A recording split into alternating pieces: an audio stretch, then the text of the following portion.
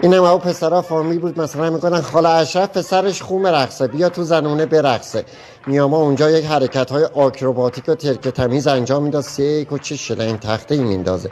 رقصش هم که تموم میشد سریع مجلس زنونه رو ترک میکرد میدون، همه روسری پوشیدن. این اونا که روسری پوشیدن به ایشون محرم نیستن. این الان داره ماشاءالله 3 داماد چه ذوقی میکنه. این فکر کنم از فامیلای آقا داماد باشه. ببین رقص تموم شد سریع مکان رو ترک